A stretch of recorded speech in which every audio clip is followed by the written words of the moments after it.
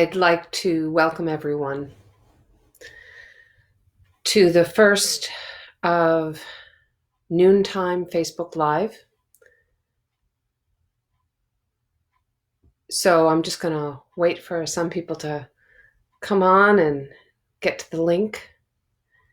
And meanwhile, I'm really happy to see all of these wonderful people starting to sign in. Thank you.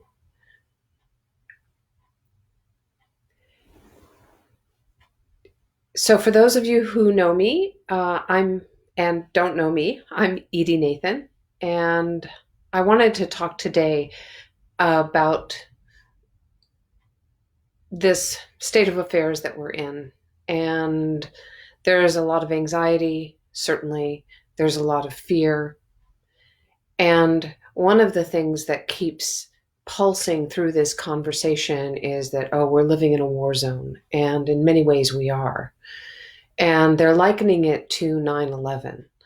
9/11 was a time of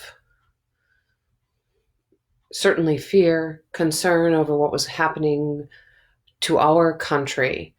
But I'd say that one of the major differences was that at least we could commune in the streets. We could give high fives. We could introduce ourselves if we were flying on a plane. And often that's exactly what we did.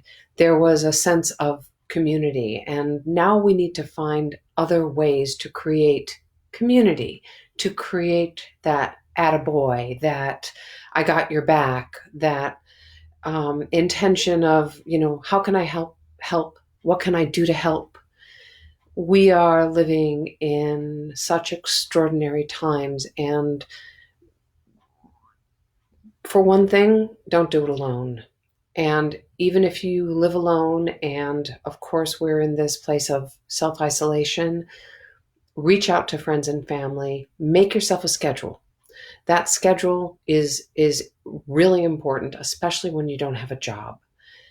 Part of it is to reach out to family members who can do FaceTime with you or can do Zoom with you. And if you don't know Zoom, it's free, it's easy, and all you have to do is download it and press a button.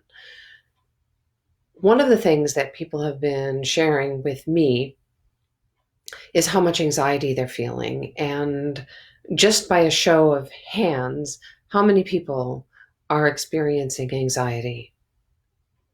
Yeah, quite a bit. So anxiety comes in many, many different forms, okay? It can affect your breathing. It can affect your sleep. It can affect your eating. It can affect your ability to think. I often, when I'm in an anxious state, and I've certainly had my own experiences of anxious states, one of the things that happens is I feel like my brain is like spaghetti. Has that happened to you? Like, oh, I can't think straight. I'm not putting two thoughts together, or I don't even remember what I had for breakfast this morning. And so these are all states of heightened anxiety. And one of the things that happens with anxiety is it affects breathing. And I'm just wondering how many of you have really had a moment where you felt like, I can't catch my breath. I can't breathe. I'm not getting enough air. I can tell you from my own personal experience, having been a anxiety survivor, and I guess that's what I like to call myself, because there once was a time when I couldn't even walk outside my front door because the anxiety was so great. Well, now we're not allowed to go outside our front door. Now we're not allowed to just hang out and be with friends and family, which were soothers. They help us, they soothe us, they calm us. So now is the time to actually learn some really good breathing techniques to help when you get that feeling of, I can't catch my breath, I can't breathe. Number one, that is your brain talking to you. It's called a cognition. It's a thought. And we're going to change that thought. And it's really easy. So if you have the thought, I am not breathing, the first thing I'd like you to do is hold your breath. I mean it. Like right now, I'm going to hold it with you. Hold your breath. Now let it go. If you weren't breathing, do you think you'd be able to take a breath? Probably not. But you know what we're feeling is that we're not able to fill our lungs, we're not able to fill our bodies with enough air, and it makes us panic. And when we go into that panic, what happens? But our brains say, "Oh my God, what's going on? I can't catch a breath."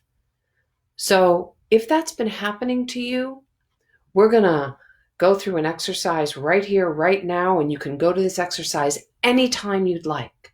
So the first thing I'd like you to do is just take a breath and then let it go. And then take in another breath and let it go. Good. Now this next breath, it's your third breath. What we're going to do is we're going to take a breath and we're going to hold it.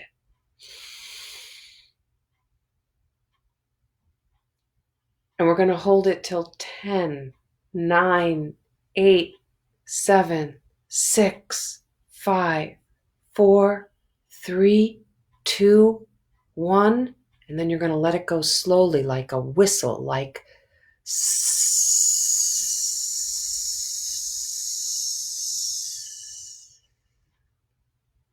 and we're going to do it again. Okay? So you're going to take in 3 breaths. On the third breath, you're going to hold it. That's right.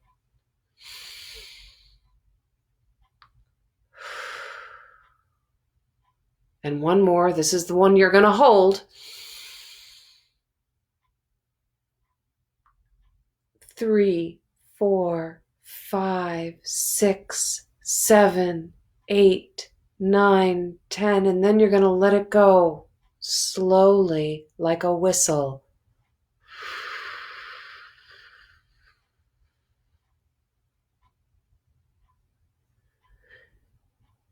What do you notice? What do you see? What do you feel? Now, what I'd like you to do is put your feet planted firmly on the ground and just now breathe normally. This exercise might have caused you to get a little bit dizzy, especially if your breathing has been dysregulated. I know it's like a psychobabble word, but basically where it's like erratic and you're feeling like your lungs aren't filling up and your brain is telling you you can't breathe. So what I'd love for you all to do right now is just be aware of how normal breathing and feet planted firmly on the ground can actually help you to feel connected to yourself. And part of being isolated is there's a lot of verbiage going on. There's a lot of stuff going on in your head. And there are a lot of messages that are saying, and I see from what some of the people are writing in, like, wow, I can so relate to this.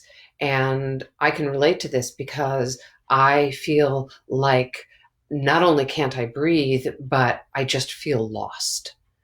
What breathing can help you do, something simple like what we just did, is actually reconnect to yourself. It's not going to allow you to have people come into your apartments or your houses, but one of the things about connecting to the self is you become more grounded. And when you become more grounded, you can breathe more easily. And then when you do make connection, whether it's through FaceTime or Facebook or Zoom or Instagram, any one of these platforms, you will feel more connected to another because you're more connected to yourself.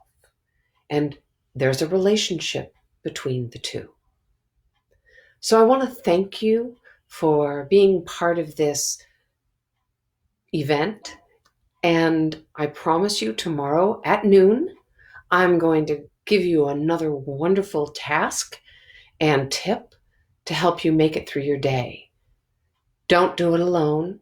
Do these breathing exercises a couple of times a day. They really do help. And make a plan. Remember, you may be leaving the ordinary life that you once knew, and we may be on a journey that is an unknown journey, and grief is certainly part of it. We are mourning. And in mourning, you actually have an opportunity to learn about yourself, maybe make some new friends as you reach out to chat rooms or groups or even FaceTime. You're reaching out here right now, and I thank you.